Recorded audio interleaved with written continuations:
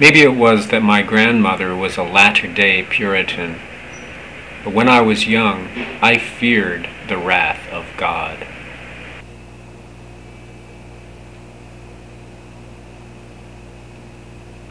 Hello everyone, this is your trusted voice of reason coming to you from a place no longer of fear. Having gone through a transition from one of the faithful to one of the disfaithful, that is, one who disses faith, I thought a lot about what made me change my worldview and why I struggled for so long.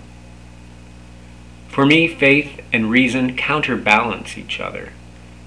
People who rely on reason when they face a difficult decision are not likely to need faith, and the most faithful are often the hardest people to reason with. But this is not to say that the godly lack reason. I believe that they reason quite a bit, just using information that is derived from faith, not from scientific evidence. Based on my own life experience, a key reason why my faith persisted for so long was fear. Growing up in the 70s, I was taught to fear many things. A fear of the Soviet Union and of nuclear war, a fear of unfamiliar, crime-laden, ethnically diverse cities, a fear of the mind control used by other faiths, including Muslims, Catholics, Mormons, Pentecostals, and New Age Kool-Aid drinking cults, a fear of anarchy and pot-smoking hippies, a fear of my own sinful inclinations, particularly my sexuality, and above all, a fear in an all-powerful, all-voyeuristic, and jealous God. All these fears work together to keep me in line.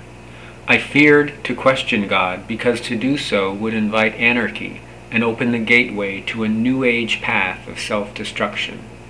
Why would I give up my security, my family, my traditions, just to risk falling into an unfamiliar, anarchist, anti-war hippie cult that embraced the values that I was taught eroded the foundation of society?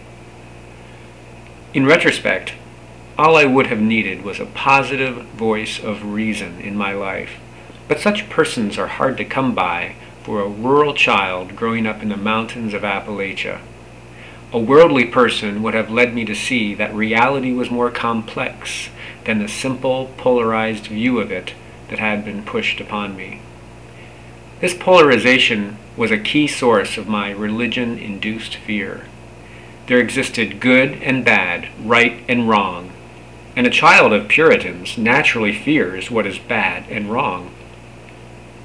There are no shades of gray in a black and white world, and the colors of the rainbow are simply beyond imagination.